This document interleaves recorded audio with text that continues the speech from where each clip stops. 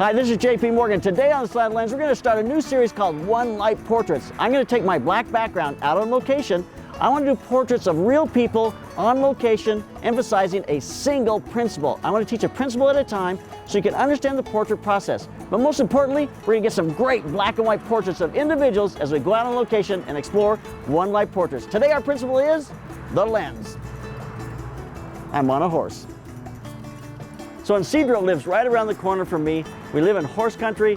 I see him riding his horses. I've talked to him several times when his building's almost burned down. Remember that? Yes. Yes. So, all the ranks. that's right. So I've always wanted to do a portrait of him. So today we're going to do that portrait. Most people think there's only one lens you can use to do a portrait. That's just not true. There's several different things to consider as you choose different lenses. So I'm going to choose several different lenses, see what each of them can do, and then see which one is going to be best for you as you do your One Light portraits.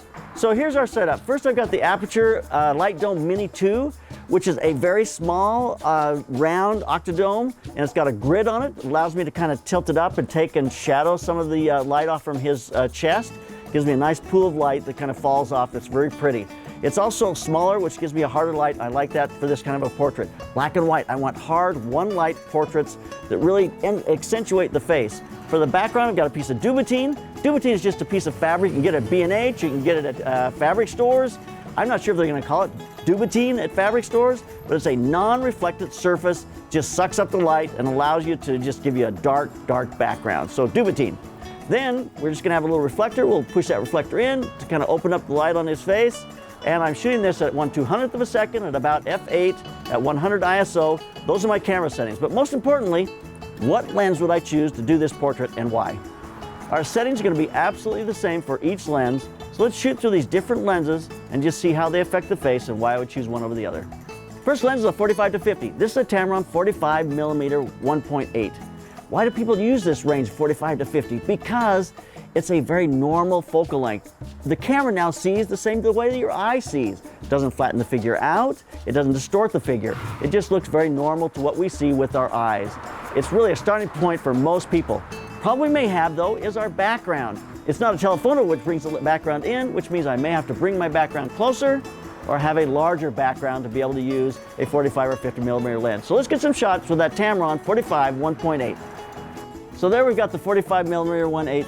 It's just a nice normal look at him. Doesn't compress his face, doesn't distort his face. I had to bring my background forward to be able to accommodate, but it worked out great. So now let's go to something wider. Why would I choose a 35mm or a 24mm to do a portrait? Well, one, a 35mm is much wider. And so what it means is I can get in much closer. Some people love that intimacy of being really close to their subject matter, being very close to their face. But what it does is it distorts the face. So that's a decision. Do you want a more comical kind of look or a more intimate or close? But it also gives you a context as well. You can be in close to the person, but see their kind of environment around them. Background's probably going to be a problem. I'm going to have to move it in closer to be able to stay on that black. Might be impossible to do. We'll see what happens. So shooting with a 35 or a 24 especially, if you're trying to stay on a background, it's just really tough to keep it on a background because you need a very large background. It's really a better lens for if you're doing environmental portraits because I can see all the barn and everything where he works here. In that context, that wider lens is really great. Gets him closer, gives me a great view of everything around him. Okay, so I'm going to jump in on that 24mm. I'm not going to be able to keep my back on my background. I know I'm not. But I will move in and so his face becomes larger, his shoulders become smaller as they fall away from us, and the background has become very hard to stay on. So there's a 24mm. Not my favorite, but some people love that look. So we're now going to shoot some stuff on the 85 1.8. I think it's a fabulous lens when you're shooting people and their faces. It's a great place to be. The 90mm macro made by Tamron is also a fabulous lens for doing faces because it's a 2.8 lens, but it gives you that flattening, but it also gives you macro capability if you want to get in really tight. So now with the 85, I can move my background back so I don't get light spilling on it, so I have a nice deep black background. It also makes it easier for me to bring my fill card in a lot closer. So contrary to what you might believe, the 85 makes people look a little heavier, a little more bulky because it's compressing everything. So everything is a little larger. It's like a telephoto, it's all compressed together. Whereas if you go to a 35, the body gets a little slimmer, the face gets a little slimmer. So it's just a very different look. Now, if you shove right in on their face, it's gonna become a balloon. If I keep the sombrero the same size, the face is much wider in the 85 and a lot less so with the 24. So there's the shots on the 85mm. You can take a look at that now. 24, 35, 45, 85. Look at those together, see how that face is changing. Now let's go to a 135 and then a 200. So I'm gonna shoot these rather quickly. Background's not gonna be a problem now because I'm going to longer telephoto lenses, which is gonna bring that background closer and be really easy to stay on that background. So I'm gonna go to 135. A lot of people love 135mm for faces, but it really flattens things out. Shoulders become big, you know, face becomes really flat, a little bit wider in some ways. And then we'll go to 200. What's the true advantage of a 135 and 200? You get gorgeous bokeh in the background, and it brings your background in. You can shoot on a very small background with a 135 or 200mm lens. We don't have any bokeh. We're on a black background, so it's really not an issue for us today, but that's one of the main advantages of that 135 and 200mm lens is it really gives you a beautifully soft and out of focus background, which is really pretty. So there you have it. We've got some great shots here in Isidro. Everything from that 24 to 35 to 45 to 85, 135, and 200. You can see how they affect the face and how they're different in each one of those images. For me, the sweet spot is about an 85mm. It's a beautiful look. The 135, though, will look fabulous as well. So you have to decide for you, your style, what looks best for you.